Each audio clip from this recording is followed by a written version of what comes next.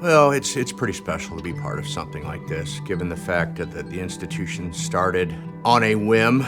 To be honest with you, I mean, it was not necessarily a large push from the local community. It was more of a few people who were visionaries that came together to really meet the needs for South Central Illinois, and to see that vision take off of where it was to where it's at now, 85 years later, is pretty impressive.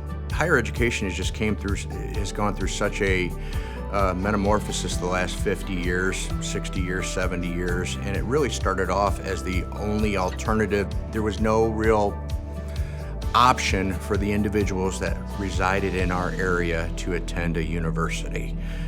They were very expensive, they were very selective, and if you look south of Springfield at that time frame, there wasn't that many community colleges. In fact, that's what really led a lot of our founding fathers to get together to come and realistically identify that need and have those discussions of where are we going to place it, how is it going to serve, which communities it's going to serve, and then began from that small little nucleus and expanded out. So it really started with just 5 or 6 representatives from various counties, specifically Clinton and Marion County, and they added Fayette, Bond, Washington later on. I'm Ruth Heimann Lager, and my dad, Joe Heimann, was one of the founding fathers of Kaskaskia College.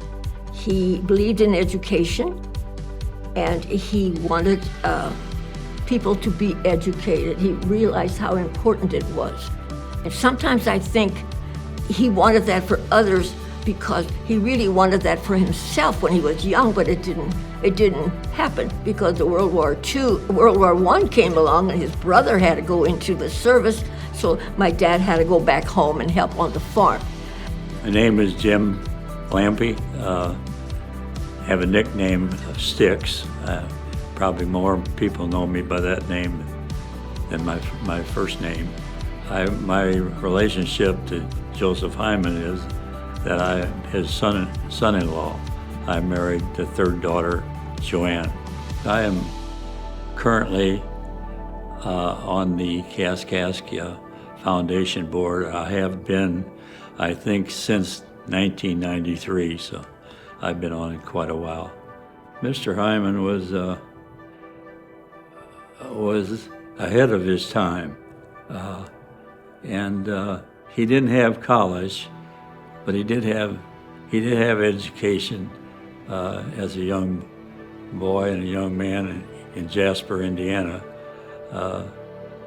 and like I said, he was very well read, and he was up on everything. You couldn't get ahead of him on anything. And I think as time progressed, people in the area recognized that.